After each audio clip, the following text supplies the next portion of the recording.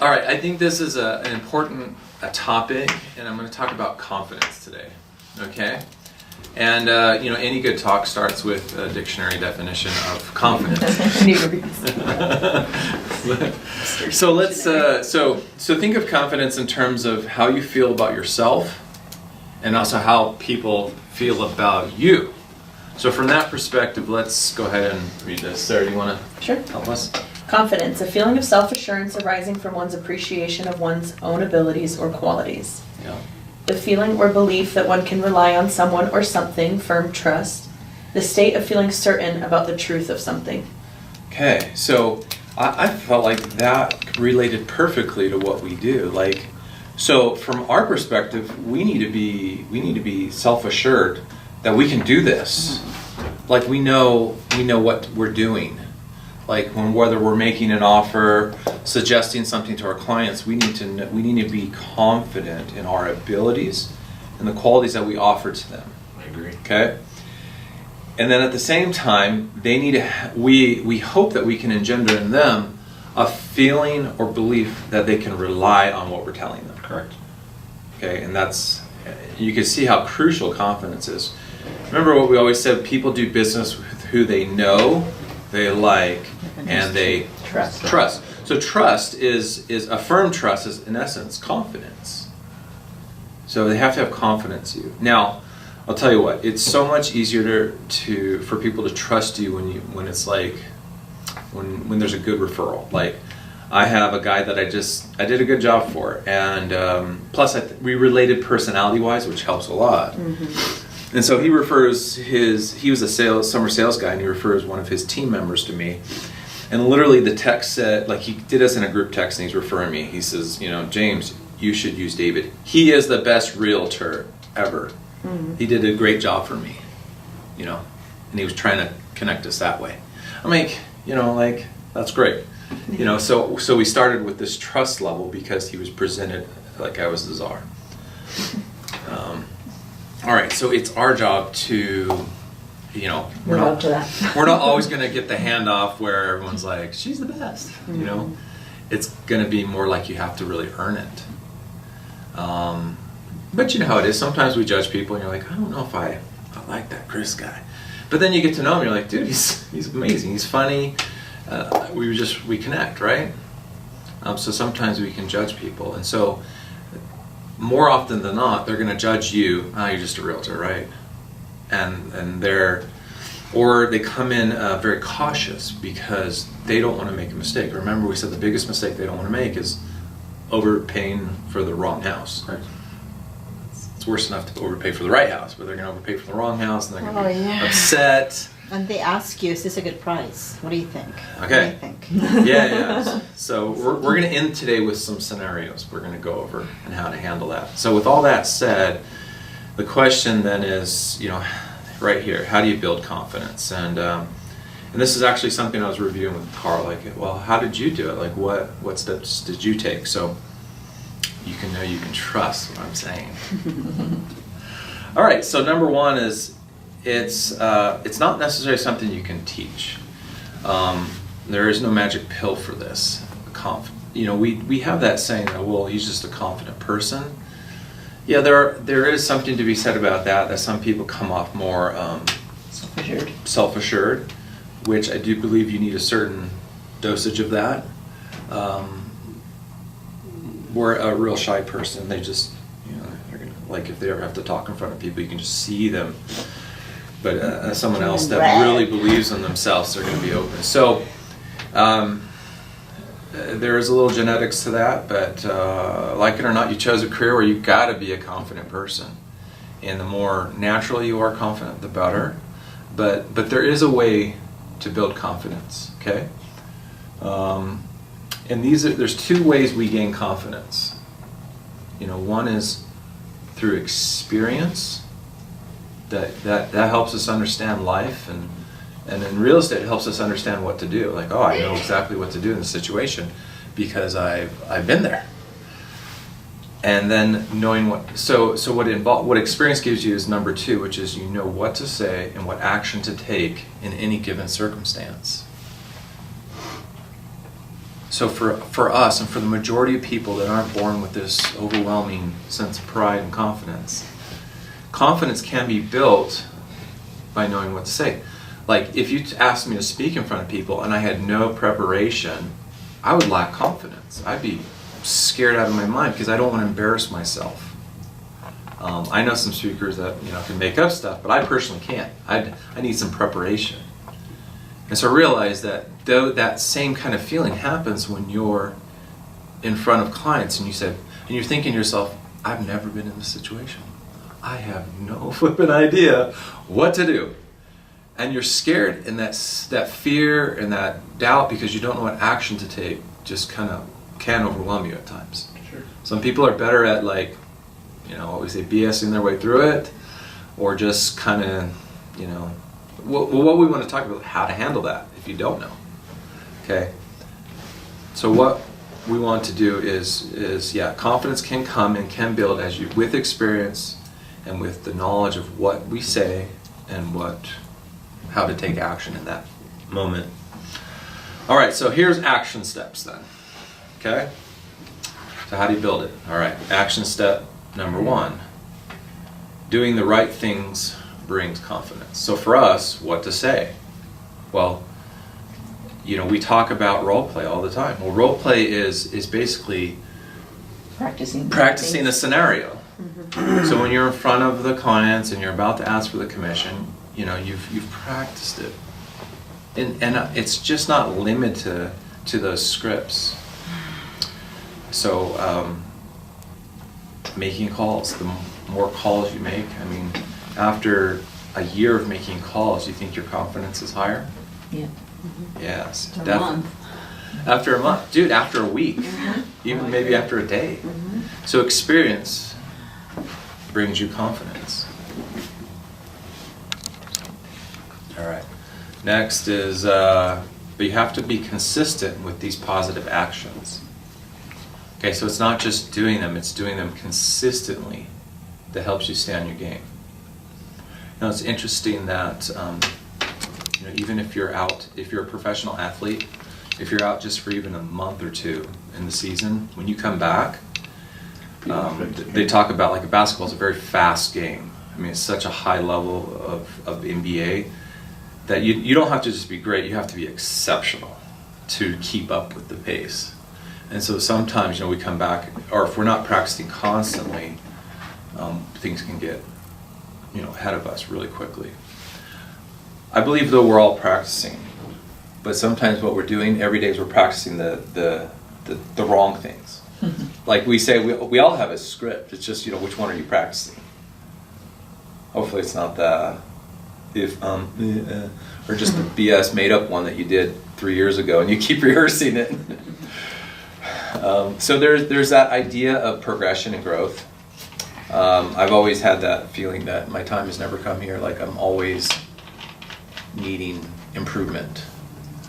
And it has its good moments and bad moments. There's always a feeling to a certain point that you need to improve, which makes you feel less confident. But the reality is you know enough, and you should be confident in what you're doing. It's not like you know nothing. Nobody knows everything. I don't care what they do. Well, and just letting your mistakes not get you down. Like, even the best baseball hitters still struck out every once in a while,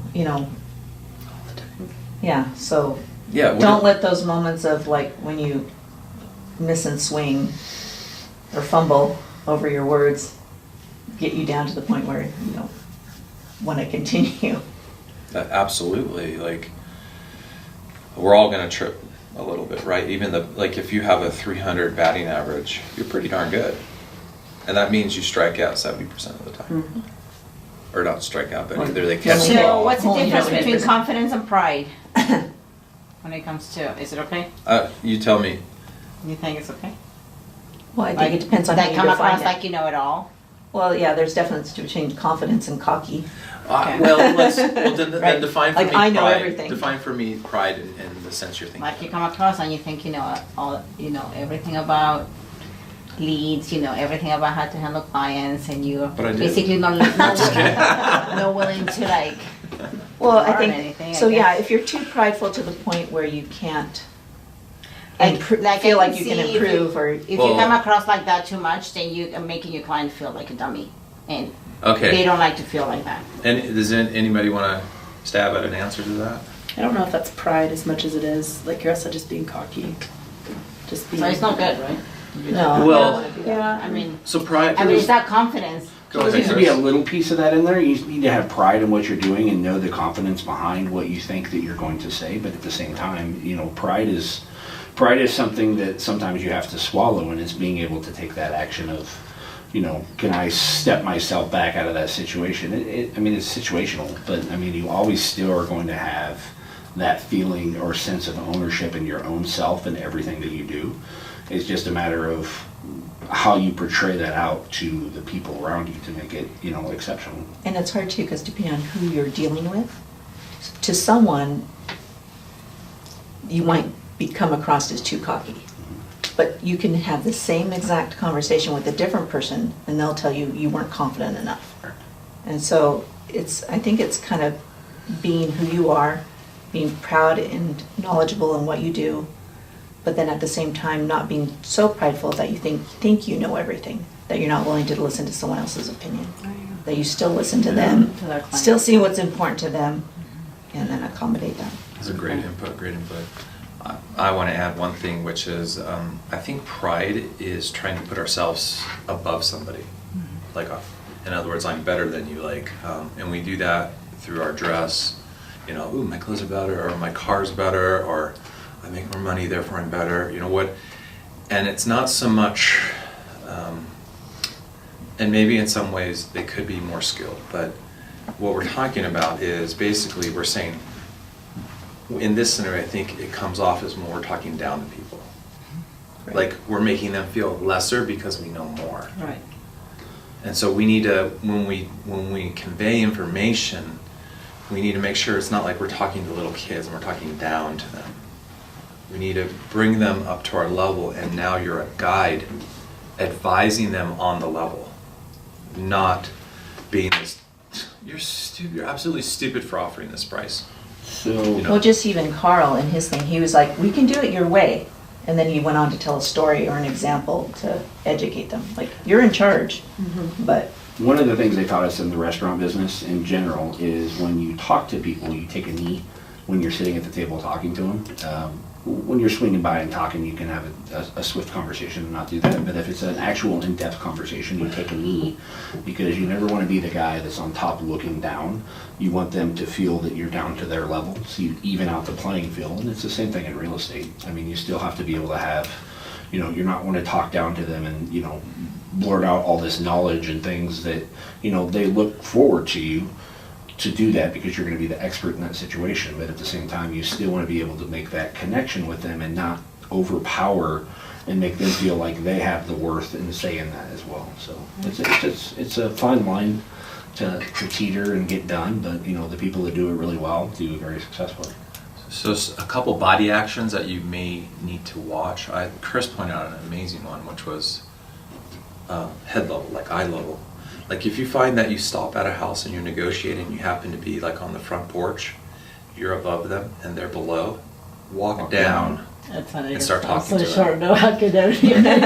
Unless you're really short, you're still like, I'm always looking out for people. Look at my stool. but that interesting enough. That's interesting psychology that it's true. But don't actually get down on your knees. At least don't get on two. Please. Please find this out. Which that's a different kind of begging. I'm so sorry. I'll tell you a big one is rolling your eyes. Mhm. You gotta be very careful about that. Like if they're the saying stuff worst. and you just happen to go like that, you're like, and then you come back. Ah. Oh boy, Oh, yeah. you're in Just open trouble. up You're in trouble right just open up the there. bag, for sure. Or body language, another one that shows your frustration with them, and crossing your arms. When you start tightening your lips and crossing your arms, what does that show? You're frustrated. Oh yeah, you're frustrated because they're so stupid they're not listening. You're just like, and then if you cross your arms and tighten your lips and then roll your eyes, oh my gosh, you're in trouble. fired. You're saying all sorts of things, and then when you start to talk, you're wondering why they're not feeling the love with you.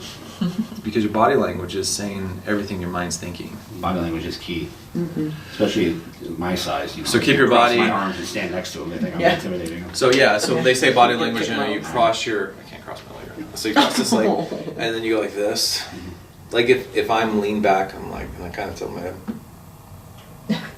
Oh my gosh. It says everything, right? I'm like, Yeah.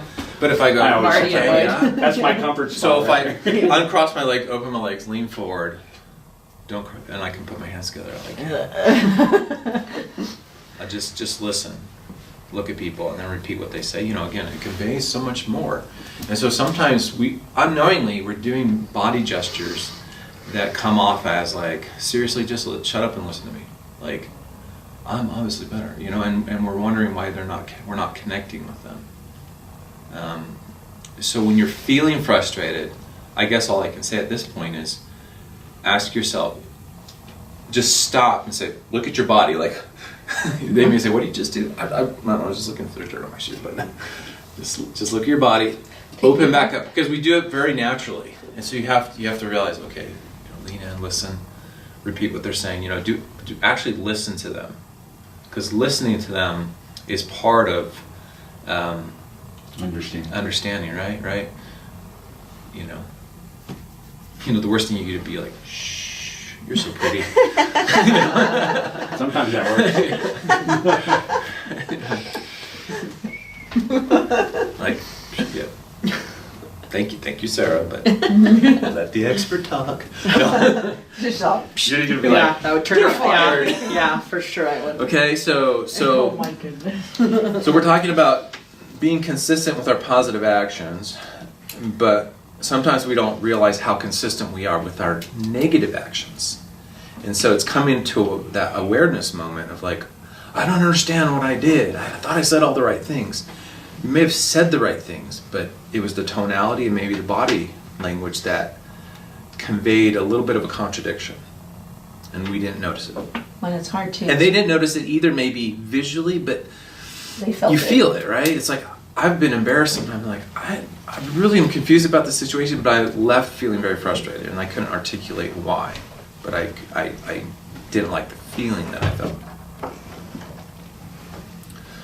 Okay, so what did we say? We need to be doing the right things, which bring confidence. So we need to be practicing the scenarios that we're probably going to be placed in.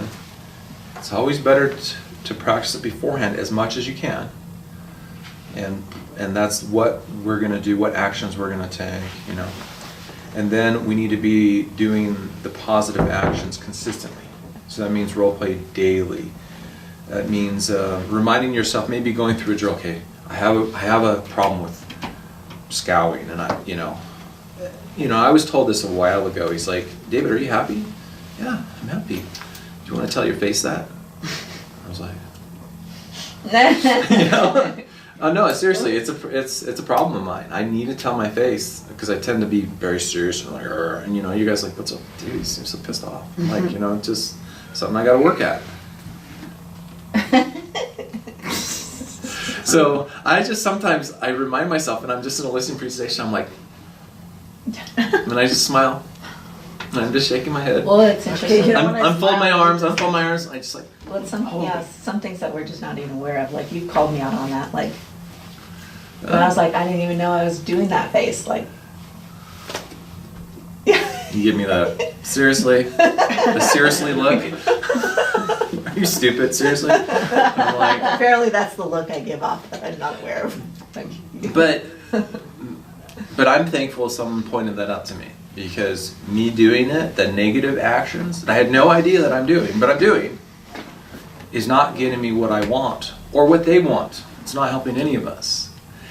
The hardest. This comes down to one of the hardest things about sales. People tell you your flaws, and it's painful. It hurts. I think for me, it's, like yesterday's a great example of that, is that, you do everything that you do correctly, and then it's still, there's always some blow up, and that's where it's frustrating. I felt yesterday there for a little bit like, okay, I had a contract on one deal that I've worked since February on, and then I did it again, which is fine, and I just taking that one in stride, but when the second one hit, I was just like, are you kidding me? Like, seriously, It rains, it I pours. feel like, doing everything that I need to do, and I'm still pushing forward. And I know that, I talked to Kristen a little bit yesterday, and she, made some good perspective on it. But, you feel like, for me yesterday, I felt honestly like when I got my degree, and then the next day they closed the school, and I got no diploma, and I got no graduation. But I spent 2 years for basically, kind of a slap in the face at the end, and I was just like, wow. I just felt slapped again. Yeah, I did. I seriously, that's exactly how I felt yesterday, and I told her that too. I was like, I feel like I'm doing all the right steps, and I'm making all the right moves, and all the right counter moves. And then on top of that, I was trying to get everything else done, and then the UCAR site went down for the MLS, and I was like, are you freaking kidding me? I was like, why am I even here right now? So I walked around the building a couple times, and then I came back and calmed down, and then I called UCAR, and they gave me the MLS number. They're like, oh, we didn't even know it was down, thank you so much. And then they called me like 20 minutes later and said they fixed it, but they had an issue with it. It was down for 20 minutes. But I'm like, 20 minutes you needed it. yeah, right. And I was right in the middle. So yesterday I had a client. I didn't get a CMA done because I couldn't get to the point of getting all that stuff done under the umbrella that I needed to. But we rolled with it and it worked out. But What was that Sinead O'Connor song where it's like, know what you can fix, yeah, know what you can't, and then wisdom to know the difference. wisdom to the Serenity. Right. Yeah. So Yeah.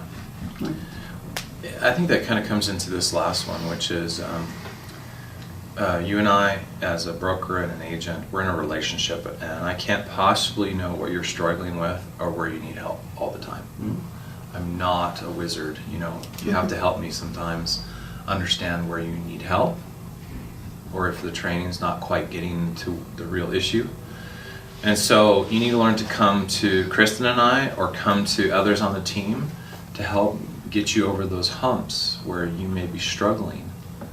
Or invite me to come with you just to observe and give you some feedback and be ready for that.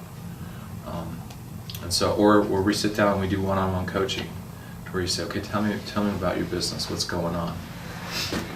Those things are offered to you. We do this, which probably takes care of a lot of it, but I'm just telling you up front, it's not going to take care of all. You're going to have training that can't possibly know. Like some people, depending on your backgrounds, have done a lot of customer service. Other people haven't, and so they don't know how to deal with difficult people as much. Or maybe you're just more patient. Whatever. We all need help. So don't be upset at me if I can't guess what's going on today. Okay? Or I'm dealing with other issues, and you think I'm mad at you, plus you're dealing with that, and then, we like our clients have to learn how to talk through it and come to, if you have a big blow up, come to me, come directly to me and say, David, I am like more than pissed off right now. I'm gonna go take you left. See my computer, it is broken in half. I broke all my pens. I punched a hole in the wall. I probably need a punching bag. I probably do that. That way you can just release them and put We it in hear the corner. this boom, boom, boom. Hey, if that helps, I'll get, The walk around the Put it in the building. corner. The walk around the building twice helped yesterday. Well, that's why we are conveniently located next to golf fitness. Go pound some weights. Go get the 300. And burn 5,000 calories. Yeah. All right. All right. And so one of the things that Carlos was saying, he says, realize that persistence over skills will always win. So persistence is huge too. Practicing once is not persistence, or quitting after you have one negative experience is not persistence, because you all, I'll just tell you, are going to have negative experiences every week, if not every day. Like real estate is a what is it? Cosmic? It's like a representation of life all wrapped up in a day. Yeah. Like Ups and downs. ups Whole and circle of life. downs, the thrills, the disappointments. And I always say, because it's people's largest transaction purchase, they are very involved emotionally into this. Even the logical people, sometimes even more so. They think they're logical. I'm just waiting for that easy one to come through. I've noticed There is that no in easy one. one. There's not. See that? always See, a problem. that's where Your you kids are came in with the false expectation that this is easy. It's not. That's why we get paid Well, 6%. Not this or 3%, isn't. right? Not this isn't easy. The actual transaction is easy. or like at the least process. without They have any. happened. It is possible. It is? Yeah. I've had 2. That's nice. Well, I say the more That's you funny. know, and the better you know how to handle the situations, not handle people, but the situations. Because you can't handle people. Correct. You handle the situation. That's what we get The paid. easier it gets, Yeah. and not because in and of itself it got easier. It's because You knew which You potholes to avoid. you avoided the situations ahead of time. And so because of your, like we said, because of your experience and your skills, you avoided the wall that was coming. You The due avoided. diligence deadline, you were prepared way beforehand. Yeah, and a simple example would be like prepping your seller, like if you're working with, let's say prepping your buyer, like, okay, this is an old house. We are going to find a ton of things wrong with it. I just need you to know that prior to going into this. And that's why it's only But just cheaper. because you find something wrong doesn't doesn't mean the seller's going to fix it. Okay, so for example, in that small conversation, prepping your buyer can help them when they get the shock of seeing that report of an old house. Okay, so and having that discussion to say, okay, there are things called health and safety, and then there's aesthetics. Aesthetics they're not going to do. Health and safety they should do, but it doesn't mean they have to do. And then there are things that the appraiser will require because you're an FHA borrower on this. Let me explain what those are, potential flaws. Remember, we wrote an addendum, so they're required to fix up to whatever, $300 worth. And so I'm already walking them through what's going to happen. What I'm doing right now is I'm coaching my client on what's going to happen. And I always tell them, I say, look, you're hiring this person to tell you everything that is wrong with this house. Or potentially. It's like introducing your fiance to your parents. They're going to pick them apart because they want to make sure you're making the right decision. Same thing here. The idea is like, can I live with this? Can I not? And trust me, I'm going to go to bat for you when there needs to be repairs. So again, prepping them that you're going to work for them. But there may be a limit to which the seller will fix things. We're just going to have to wait to find out, okay? So I'm going to be there when you meet with and walk through the house with the seller so we can understand that, and then we'll discuss the things. Okay, and then the day of, hey, good, you're there early, you meet them there, shake hands, all right, we're going to walk through the house, this is what he's going to show us. He's going to show us, And then afterwards you talk about it, and then you write it up. So you're It's all supposed to about- be there during inspection? No, you don't need to be there. For first-time home buyers or for people that are worriers, I'm there every time. Oh yeah. Why? Because I'm saving them mentally.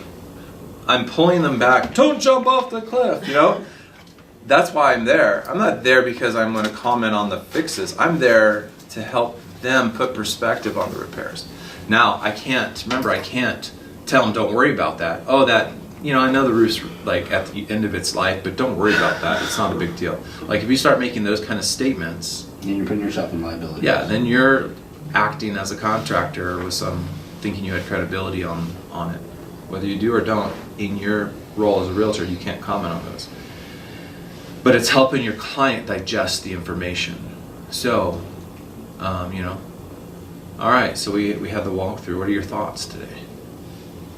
Sometimes they'll say, yeah, it's fine, Or, I'm a little concerned about the leak in the roof right now. Okay, yeah, it's not supposed to leak, is it? No. I think that's one we should definitely bring up to the seller.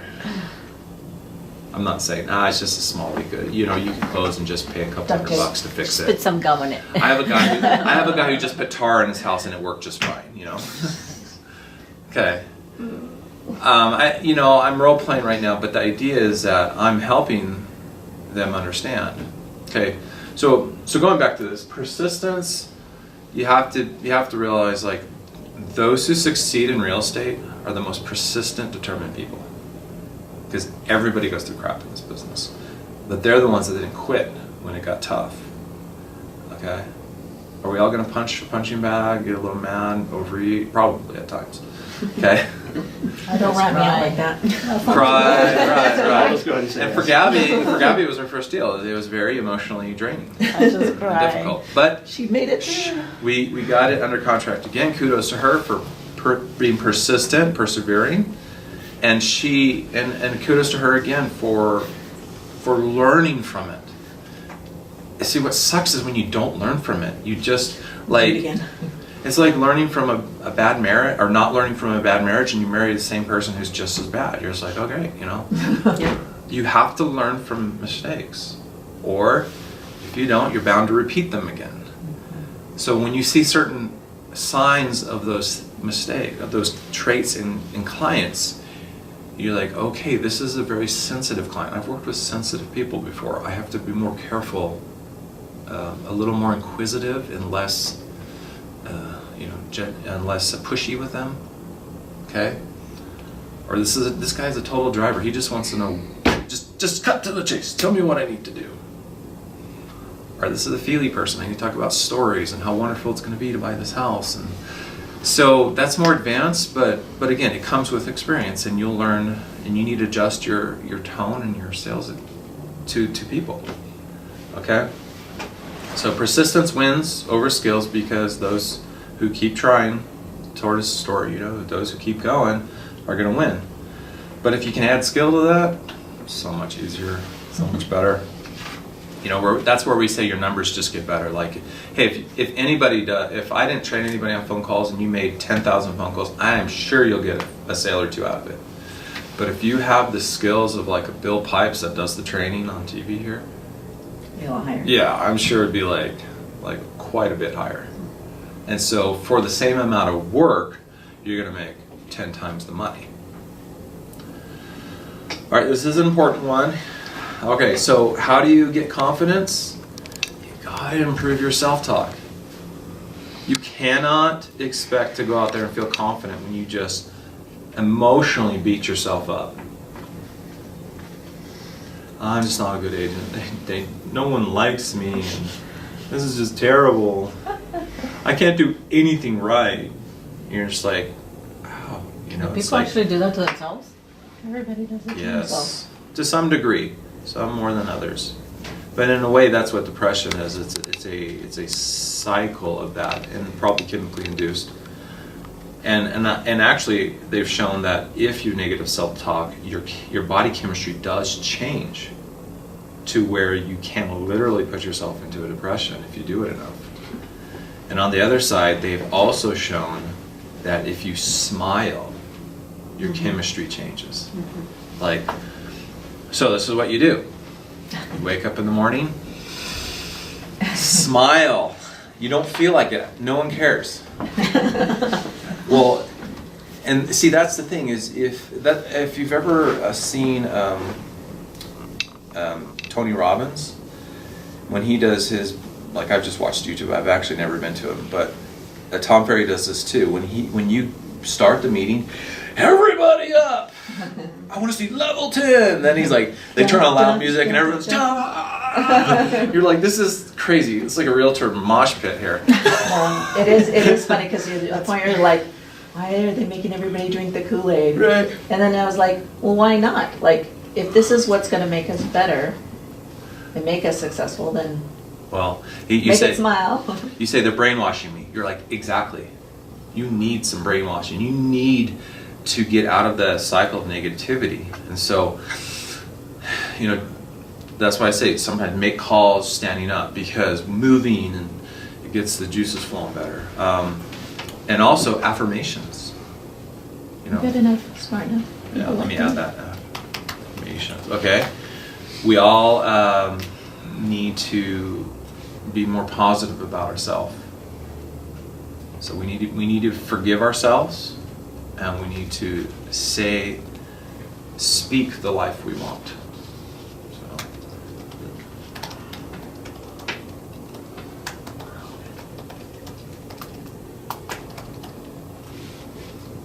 Okay, so you're never going to get it if you can't envision it and speak it. I am a successful realtor. So when you speak it in present tense. I am a successful realtor. I help my clients. Those kind of things will get you a long ways.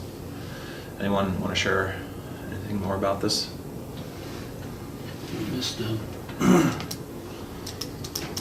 Because yesterday when you get frustrated, that's where you're like, man, here it happens again.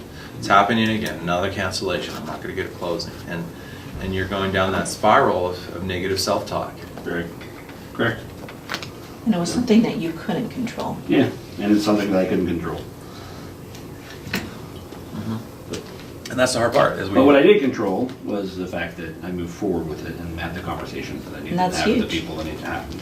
Yeah. I got, I had my time to, and then I stepped out and did what I needed to do, and then I got back home and I Got focused back on on the horse. calls and jumped back on and made the rest of my calls for the day. And that's the important part. Everybody, Yay!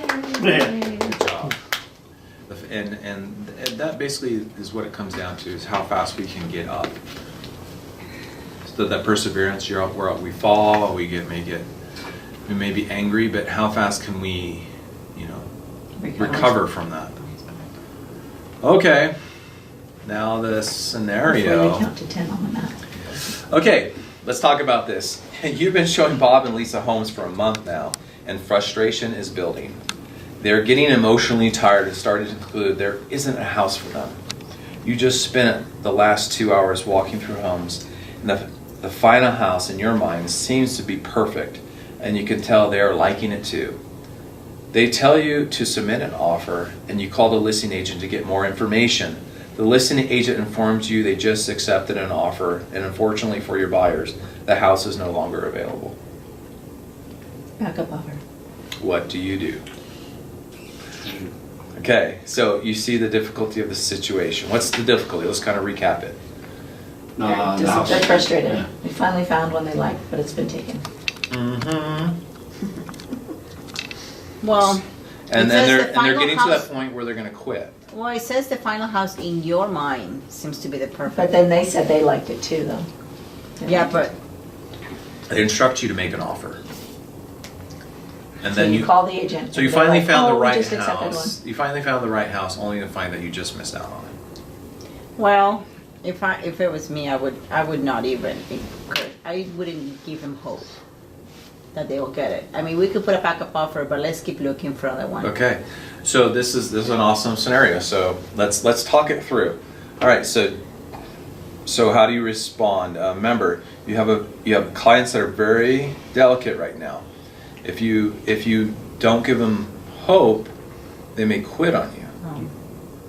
If you I've had this happen with the Williams. This is the ones that I have under contract now. I said, if you like this house, you can make the offer on it. And she was there when we talked about it. And I kind of went through all the scenarios and told them everything. And I was like, but, let's say, for example, there's a level of that you may not get this house. And every house and transaction, there may be a level that you may not get that exact house that you're putting the offer on. So if it doesn't happen, know that this isn't the right house and that there's other houses out there. You just have to be able to be diligent to understand that, I'm here to protect you and make sure that everything that goes through with the idea of that you guys are being protected as clients. So let's pick it up, move it on to the next one, and we'll look at a couple other ones, and eventually, you guys, and I'm going to tell you this from the beginning, and I always say this to all my clients, is you get that tingly feeling every time you know that you have the right house. 100%. Doesn't matter. That never changes. It doesn't matter if it's something, like for Miss Williams, who jumped up and down and ran through the house because she was so excited about it, to... She was. Oh, yeah. I mean, even the new listing, she was running around. She was a little bit there, but the new house, she was off the chain, excited. So I was like, and this is exactly what I'm talking about. So, when we put the offer on there and she sees and goes everything, just make sure that, that you guys are responding to the reason you needed to respond, so I can negotiate the way that I can do to make sure that you guys get the best of everything. Yeah, that's good advice. Let's just say technically, what do we do? So we're going to call them, explain that it's under contract, and I'm not going to talk the emotion right now. Let's put the emotion aside. But they have options. They can find another house. They can be a backup offer. They could, if they don't want to look again, they could be a backup offer on this. or obviously what we don't want to happen is for them to quit. Okay. But I don't get it. How do they see this house if it's already, if there's an offer already on the table? Well, and the when other you thing? scheduled the Yes. appointment, it was available. They had, because they didn't tell like CSS that they had received an offer the night before. That's the problem. So you're showing the house, and unbeknownst to you, it's being negotiated in a contract. And then when you go to make an offer, they're like, oh, sorry. We just accepted. We just accepted another offer. It happens more Quite a often bit. than you think.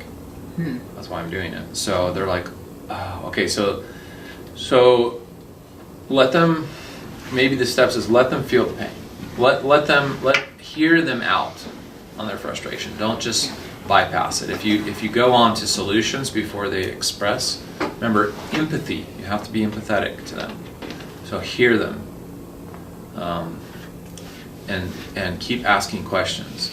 Because when they say they want to quit, instead of giving them advice, maybe just ask a question. If I said, I just, I think this is a sign that we're probably just not meant to buy a house. What do you hear in my voice when I say that? I think this is just a sign. Maybe disappointment. Yeah, I'm extremely disappointed. Is it really a sign? No. No. So what do you say to me when I'm beating myself up because we haven't found the house? Well, I say, feelings are normal, and this is the roller coaster of looking for a house, and this is something that is going to happen. I mean, it's not normal in this industry to find something that you like, and unfortunately, you're 5 minutes later, or you couldn't get there in the morning, so they do the afternoon. I mean, it just happens all the time. So don't get yourself down on it, and let's go back to the drawing board and find the house. At the end of the day, you have to feel comfortable or not comfortable about the situation. And even if you're feeling down about the situation, the next house may be a completely different scenario. You just have to move on.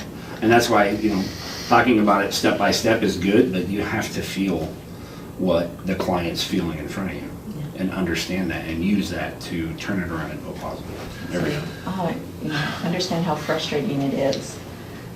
There's a couple things we can do. We can put a backup offer on this home in hopes that maybe the buyers will back out. 35 new homes just came up in the area. Each day, there have been more and more homes, especially with spring. If we can find you something similar to this, I think you'll be just as excited about that home. You think? I think so. Well, it took us a month to find this one, and think how much you like this one. There could be even a better one that comes out tomorrow. Yeah, there's a lot of similar homes like this in the area. Yeah.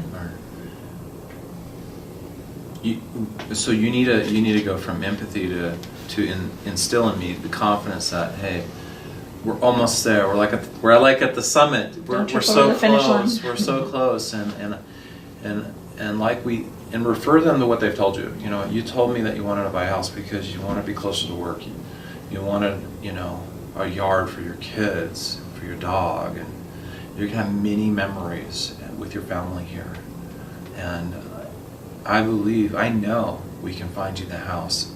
I've never not find a client a house if they've kept looking. I've always found them a house. And so it's not whether I'm going to find a house, it's how many I'm going to find you. So that, remember, I'm talking confidently. They're like, that's what I like. That's what they want to hear you say. Yeah. I always find my clients a house, and I am determined to find you your dream house. Trust me when I tell you, if we just continue, you will find a house. We will find it. Do you trust me? Yeah. Well, let's move forward. You know what? Our options right now are we can put be a backup offer if you really love this home, and who knows? There's like a 30% chance that this could cancel, and maybe we could get it. And while we're waiting for that, why don't we continue to look? And you never know. New homes come on the market every day. In fact, in your price range in this area, we've seen a new house, 1 to 2 new houses every single day. So statistically, we're going to find a new home for you. We just have to, be patient. Okay. And be quick. I'm just really surprised at how many new homes are coming out, because I set myself up for all of Utah County, for all the new ones every day, and it's huge. It's a huge number every day. Huge number every day. So you guys, did you see some of the affirmations I used within my speech, the embedded commands. Trust me. Trust me. Let's do the right thing. I'm going to work hard for you. We're going to get this. You know, I've never not found my client a house. And, you know, the pauses. Yeah.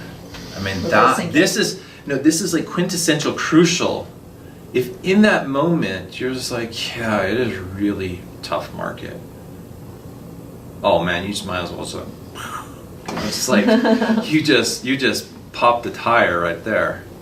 Like that's where we sometimes lack confidence when you need to be the cheerleader. They need a cheerleader in that moment. And it's not something you can just pull out of your hat in the moment. It's something that you're always bringing to the table, so to your clients. And so then they'll be like, okay, oh great. So every time you meet, so what it is, it's not just one moment, it's every time you show houses and say, hey look, it's okay, we didn't find the house today, but what did we learn? You know, I learned a lot about what you guys like in a house. Did you? I mean, what did you learn, Carol? And have the wife talk about it. What did you learn, Chris? So have the spouses talk about what they learned.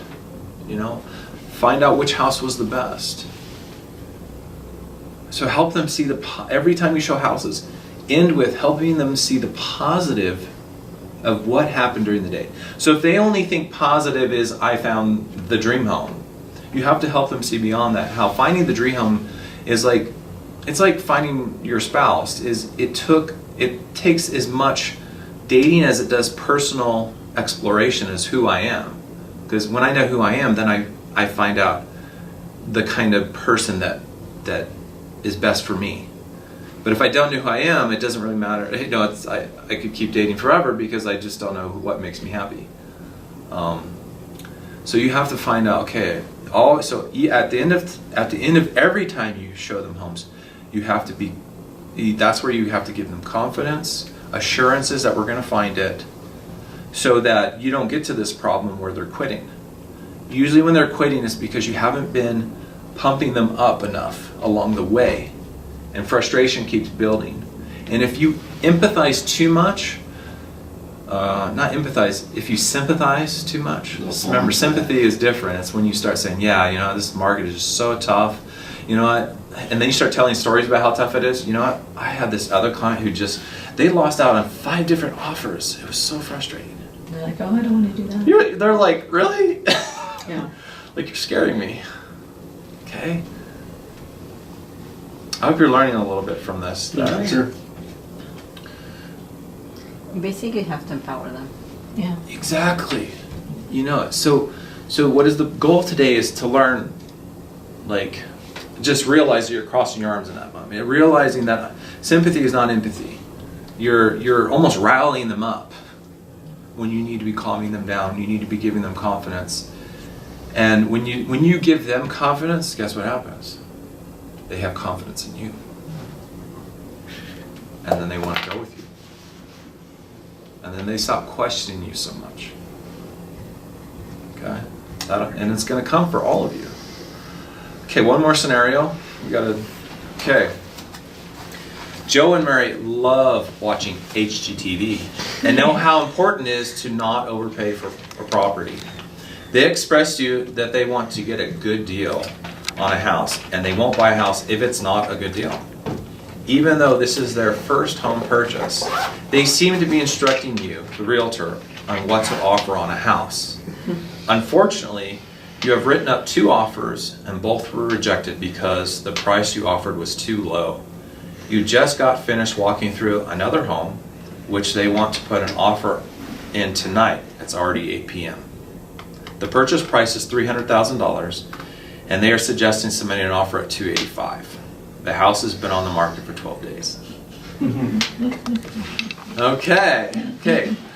Let's talk through this before we role play through it. So Carol, assess the situation. What's going on? Tell me what it's not saying here. They have unrealistic expectations as far as the market goes. So they may be unrealistic. What else? They think they understand a situation based on television. Okay, back to unrealistic, right? Yeah. You think their television qualified them to be a professional, home buyer? Right. What else is going on here? Well, do we know if the house needs repairs? We don't? Well, we should know the value of the house ourselves. No, I didn't comment on that. But let's say in this Because example, is- HGTV usually are houses that need repairs. And they have to do a complete remodel. so maybe you could use that as a reply, like, this house is perfect. You know, in HGTV, when they offered low, it was because it needed a lot of repairs. Oh, yeah. Like a whole hour episode, right? You guys, I chose this example because it's common. You Oh, get yeah, these my kind of investors people are like this. all the time. Yeah. I would also So we could probably mention talk that about this one I- Both for of an my hour. clients are like I would this, also actually. mention the fact that, we've put 2 offers before and when houses are. Well, let's, instead of Do- saying I actions, do- what is the situation? So they are first-time home buyers, let's say they're in their 20s, The and house has only been in the market. they're not listening to you. They're not listening to you. And now it's 8 o'clock at night and they're telling you to write up an offer, and there's no other offers on the table.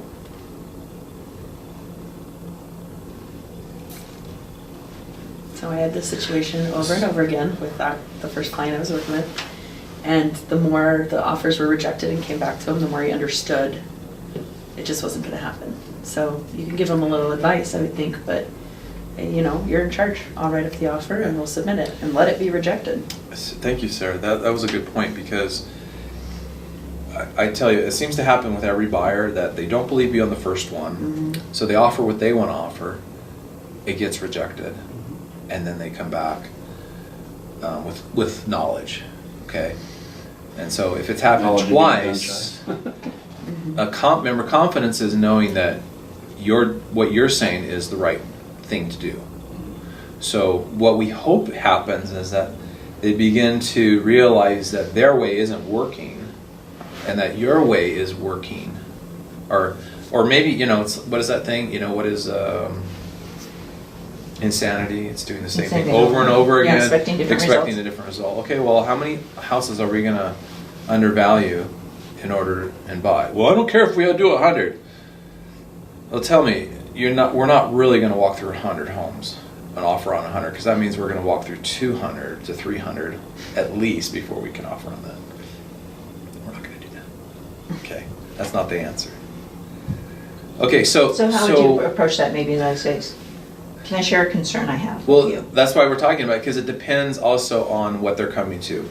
So in one case, you can reflect. Let's talk about what's happened over the last few offers. We offered less. Deloitte. Okay. In another case, if they're hell bent on, like, I still know better, that's a different conversation. Okay. That's more of the stubborn people. I had that exact concern with Deloitte. The first one he offered way low.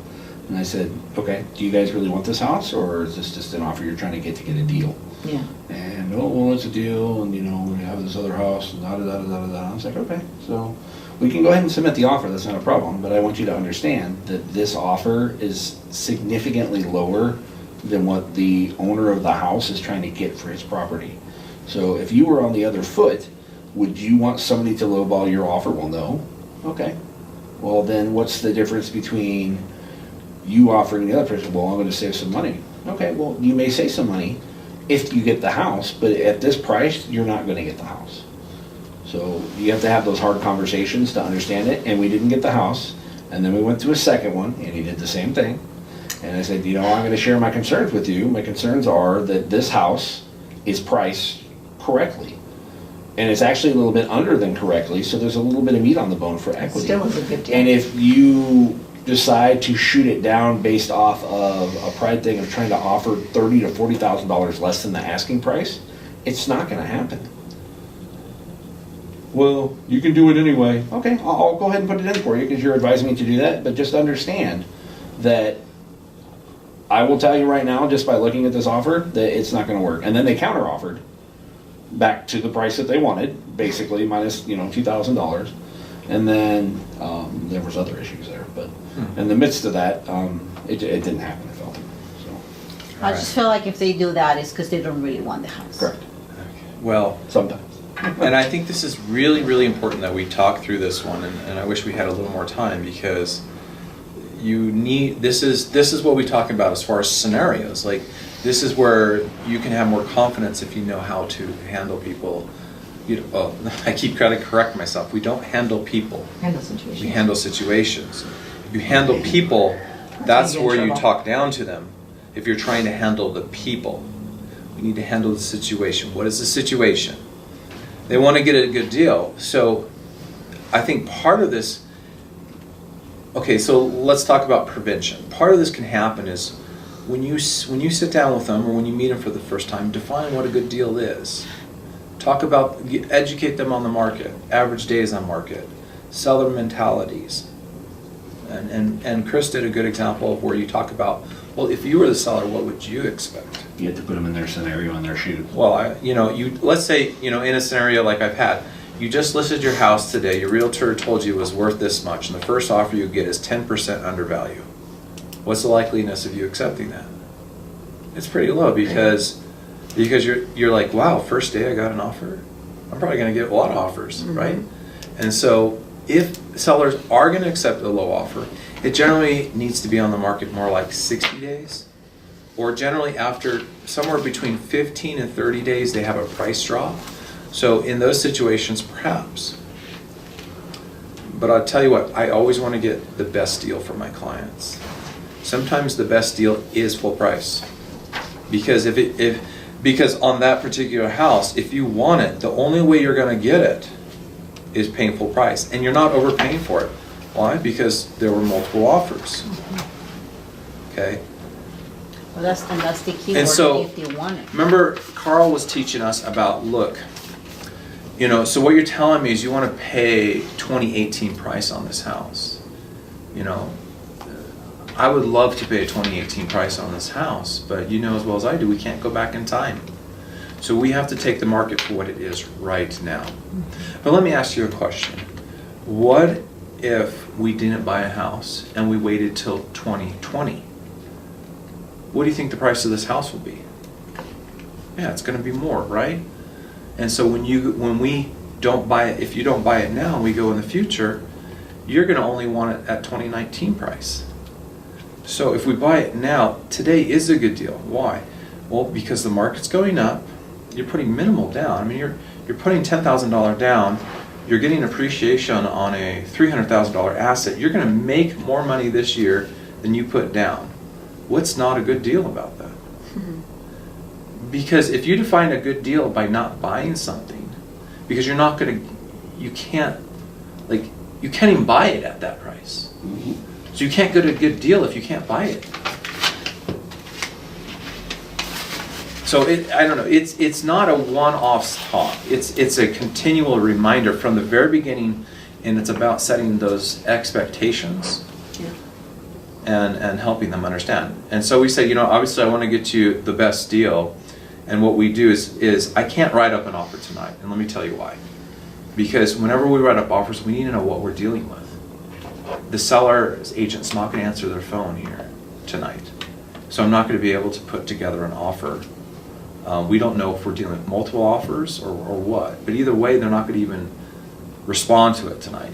So what I could do is first thing in the morning, I could talk to this agent. I mean, I'll try and reach out to him tonight, but more likely we're going to talk tomorrow. Understand the situation so that we can put the best offer possible together. How does that sound? I gotta break at that point. All right, thanks guys. Thank you, sir.